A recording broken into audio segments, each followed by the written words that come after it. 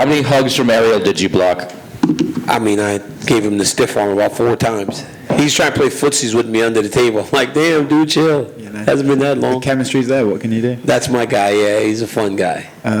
Big fight feel this week, right? Madison Square Garden, you fought there. It adds something to it. But this fight in particular, Israel versus Alex, big fight feel for you as well? New York City, man. New York City just brings something extra. I mean, we have been at pay-per-views and we have been at some big fights recently, but not many of them feel like the city. Just the lights and the glitz, the glamour. And then to have a guy like Izzy on the headline, the marquee, he draws eyes. And, you know, he just it's a different audience. I saw him on the Pivot the other day with Ryan Clark, right? That's massive podcast, massive numbers, and Izzy is trending along some of the biggest stars they've had on that podcast. So it's just a big week for the UFC. Where do you fall into with Israel, right? Because he's a big star, but his last few fights, some have described as boring. Are you in the camp where it's like, hey, Izzy is having boring fights, or his opponents get in there and they freeze up and do not give him the opportunities he needs to put on the show? Well, here's the thing, right? And I was talking, I don't know who I was talking to about this, but generally you're telling Izzy's opponents, as an analyst, I'm like, make it boring. Because when you make it boring, you're in the fight. It's that simple. Yoel Romero made it boring, and he lost 3 rounds to 2. Robert Whittaker, in the first, there's never been a more clear indicator of how you should fight Israel Adesanya than Robert Whittaker between fight 1 and fight 2. Kelvin Gastelum is the only person that survived when he's been a bit reckless. And then, by the end of the 5th round, he was about to get finished. So you can only do so much against Adesanya. You have to be patient. You have to be okay with the crowd not really enjoying the fight, because if you do too much, you end up like Robin fight 1, where he got destroyed in 2 rounds. Then in fight 2, he fought more patient, lost 3 rounds to 2. Some people thought he won. I wasn't one of those people. Yoel Romero somehow won 2 rounds. They just did nothing. But then if you fight a lot, you end up like Paulo Costa, right? So it's not on Izzy. It's on the opponents, and the smart opponents need to be in the boring fight against Adesanya, because he's too good a counter striker. He won't lead. If you just kind of stay with Izzy, he will just stand with you. Mm-hmm. So if that's the case, right, and you're Alex Pereira, you think, okay, I've got to take it chill. But I've beaten this guy twice, so why wouldn't I guide him? So what do you think Alex is going to do on Saturday? He's a counter striker himself, right? So it's going to be who can set the trap. I think for Pereira, what's important for Alex is winning the moments that aren't necessarily big. So just those big explosive moments in kickboxing, that's where Pereira has won. He knocked him out. But if you look over the entirety of those fights, Adesanya had a lot of success, right? So if you're not winning those in-betweens, you're losing the fight. And I think Alex needs to have made some adjustments to win those moments where big things aren't happening, so that Izzy's not just kind of going away with rounds. We've got Dustin versus Michael on the card as well, which is, you basically guarantee. You can set your watch that that's going to be a banger. There's this argument about Michael's chin perhaps not being the best, but then he goes out there with Justin Gaethje and is asking him to hit him harder and stuff like that. But do you think he can stand up to what Dustin has to offer, and does he have to wrestle to find success in this fight? You know what the beauty in that fight is? Let me look at this. I got an interview on my YouTube going live in a little bit, but I'm gonna look at the thumbnail. You can plug the channel. I always plug my channel, trust me. But this is what Dustin told me yesterday, and I just got to get the correct words. Yes, if Michael Chandler tries to fight him like he did Justin Gaethje, I'm gonna clean him up, like it's over. He does not think for 1 second Chandler can fight him in the way that he fought Gaethje. He's not saying that the chin won't hold up. His rhythm is too good, he believes, for Michael Chandler to stand with him for 15 minutes. So if Dustin is to be believed, Chandler does need to wrestle. And then you got Michael out here yesterday saying that if he fights him like he did Gaethje, he will break Dustin. And Dustin's not necessarily a guy who's known for breaking in those big fights. So is that kind of what we want to see as fans? It's rooted in Michael's belief that he wants to be here more than Dustin, because he hasn't seen the heights that Dustin has seen in his career. And that's why he thinks he can take him to a place that reminds him, hey man, you've got millions of dollars, right? You've held a portion of the championship. You've done it all. You don't need this. Chandler thinks he can show him that, and that will remind Dustin that he doesn't want to be in there going through what he's going to have to go through to beat Michael Chandler. It's a fun one. It's a fun one also because of all that, right? Like all that stuff. And then they'll look at you both and go, oh, but there's no bad blood. But you guys are saying some pretty disrespectful shit about each other. That's right. You know what I'm saying? But that's why it's so good and so fun. I appreciated you trying to get them to talk shit to each other. But they did though. Like when they were on DC and RC, like and that would, you know, the 1 second delay on TV sucks. But in that instance, it's pretty good because it makes the argument better. Because they're just interrupting each other over and over again. It was fun. By the way, I don't know if the moderator is meant to be pissing himself laughing as they're insulting each other. When Dustin said when Mike goes, he said he'd rather sell hot sauce, I was laughing. It was hilarious. DC, right in front of you here, straight ahead. Oh, okay. Obviously, a lot going on this week. Huge fights this weekend. But I did want to get your thoughts on the news on Tuesday. Cain Velasquez, Yes. your friend out on bail. Just kind of your initial reaction to the whole thing. I was happy. I was very happy for Cain, for his family, for Michelle, little Cain, and Coral. Just they've been through a lot in the last 8 months as a family, and from Coco having to go to school at the school that our children go to while her father and her family is going through all that they've gone through, it's very difficult for a teenage girl, you know. So I was very happy for him, and then I got to speak to Cain on yesterday morning. We FaceTimed a little bit, so it was nice to see him laying on the floor with his son. Man, kid stayed home from school and hung out with his father. It's beautiful. And I know we had asked you at the time when he was incarcerated, like, you know, how's he doing? And you said, oh, he's holding up all right. But can you kind of describe the relief maybe that comes with what the decision was on Tuesday? The relief I can explain for me. I could never try to attempt to tell you what that felt like for Cain Velasquez because I've never been in a situation like he's been in. But for me, the relief was knowing that he gets to go home, you know, because in times, you know, from the phone calls to the visits, he put on a brave face, but I could tell he was hurting, you know, and it hurts us to see him in that situation. And but it's not over yet. But I think for me, the beauty in him getting to go home was also in the words, because I heard the judge say something to the, a crime of passion. There's a viable defense for that, and I think in that that's a positive thing for us. Great, thanks. DC over.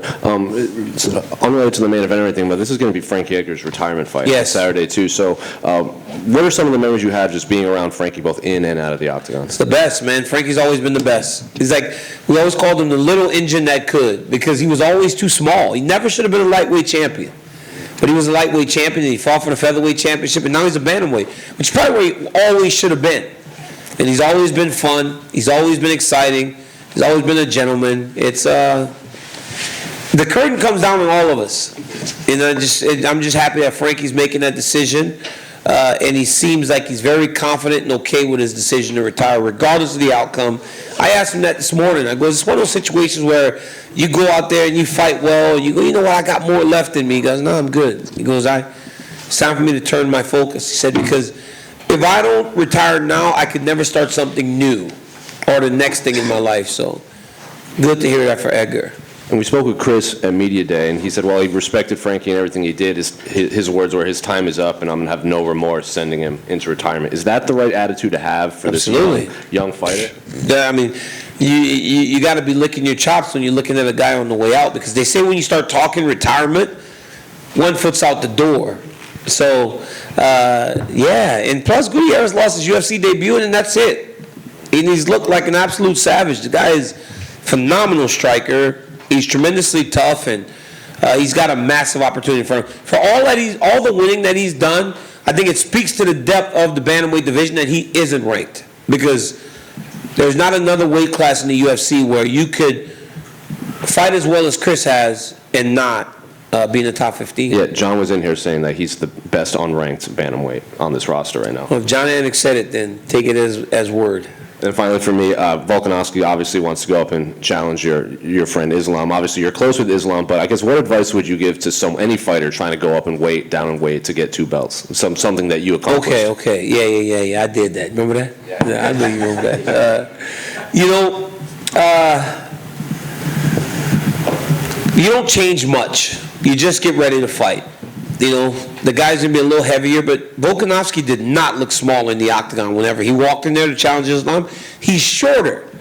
and it may be an illusion because Islam's like at weight and he's in shape, and Volkanovski isn't. You know, he's like out of camp and looking a little bigger. But I think he made weight though, didn't he? Didn't he make weight? He still didn't look small. So he's not going to be undersized, and this dude has more talent and more skill than anyone. But this challenge that he has undertaken is as big as anything that anyone in the UFC has tried to accomplish in terms of becoming a double champion. It'll be tough, but I think that both of these guys are going to make for a fantastic fight. Daniel, thank you. Thank you. You've got such a unique perspective in the cage and on the broadcast team, but Bruce Buffer, you know, talking about New York, everything that just brings so much shine to the UFC presentation, there's nobody like Bruce. Yeah. What was it like in the cage before your fight when you heard him do the intro for you or your opponent? And you seem to be one of the guys who feeds off that now in the broadcast booth too. You still kind of get vibed up when he's going and kind of getting fired up in the octagon. What's that like for you as a fighter and as an announcer? It was awesome, you know, because you dream of that, right? Fighters dream of being in the UFC title fight and having Bruce Buffer, and there's a lot that goes into it because the lights go off, and then you're standing there with some guy that wants to rip your head off, and Bruce is in there looking as good as any person that's ever dressed in the history of humanity. And he starts to say your name, and my thing was always to get through it, get fired up by it, never give Bruce a fist bump. Kiss of death. At least it used to be. The guys have started to kind of like not lose as much when they fist bump Bruce. But for a while, you fist bump Bruce, you lose your title. So I just would, that's what I would try to do. But again, the glitz and the glamour, his whole thing is just, it's as UFC comes. And the UFC would not be the same without Bruce Buffer. And so it's a magical moment being in there with him. Thank you. And really quick, I thought you were so hard on yourself with the WWE comments. I thought you looked great. It seemed like you had fun. No, I had fun. Let me tell you something. I had fun, but I was more suited for the role of going to get shoes from the back. It looked like I worked at Foot Locker. I was like, they were like, yo, what do you want to do next? I'm like, let me lose some weight if I'm going to do anything next. And then I'll come back. Daniel, you're at the back here. Daniel, I wanted to get your thoughts on Anderson's last fight, and do you think he should keep going even at his age? I thought he did good, but I mean, this is like, you know, Anderson gave away some rounds in the middle there, and people were like, well, he wasn't trying. I'm like, well, that's his MO, right? Anderson was one of those guys that at times does kind of sit back, and in sitting back, he lost some rounds that he probably shouldn't. I thought he did a great job for himself, and I thought that he fought hard, he fought well, but the kid's getting better. Were you impressed by Jake? I thought Jake did pretty good. So, DC, you had your list yesterday of... That was the best list. Yeah. Don't you come at me. I'm not coming at you at all. All right. I'm just saying, how far down the list until you throw your own name on there? Let me say something. If they did MMA fighters, I was going to be on that list. Number one, right? Yeah, I was. Screw it. All day long, every day, twice on Sunday. But they told me boxers too.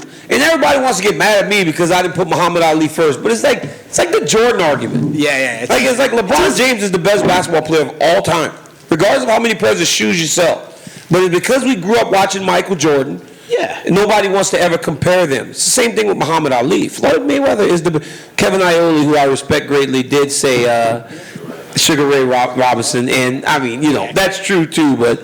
You know, it's like my boy Chris Mad Dog Russo talking about Jerry West as the greatest basketball player of all time. How far back you go back? Like, how far back you got to go? Yeah, come on. So DC, I just want to look at this. You're a dad. You're obviously a great friend. You're a father, ESPN host. Yes. Podcast host.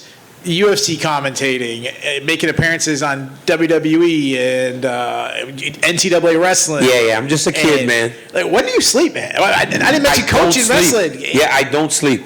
Seriously. Yeah, that's it. I sleep for a few hours and I wake up because my mind just doesn't shut off. I'll text like these guys like early in the morning. I'm like, yo, you awake? The only guy awake is this guy. Because he's got like new kids. He's like, I got children, man. I'm up too. Yeah. Like, all right, what's up, Zach? But no, I sleep, but like, man, when I get home, like the greatest thing for me, honestly, is when I'm home on a Saturday and I get up on Saturday morning and I like make breakfast for my children and then we just lay around watching football. That's like the best because even when I'm home, I'm doing a lot of wrestling stuff and everything else, but I would much rather live the life that I live today than and any other because I'm blessed. I'm lucky. Last question. Yeah, last question. All right. Speaking of wrestling, you did a fantastic job at the NCAA tournament. Bo Nickel obviously came in. He's a big star, but Yeah. everyone's making a big deal of it because that's rare. Like a lot of the top American wrestlers, they go into the national scene. Like Spencer Lee, Yanni, Yeah. they're like locks to go onto the national scene. Like, Yep. You have an influence. How do you get these guys to come over to MMA? We've got a few. We've actually got a few at AKA right now. Kyle Crutchmer, Nick Piccinini, and Jacoby Smith, Oklahoma State Cowboys, right? The mecca of wrestlers turn mixed martial arts fighters is the Cowboys of Oklahoma.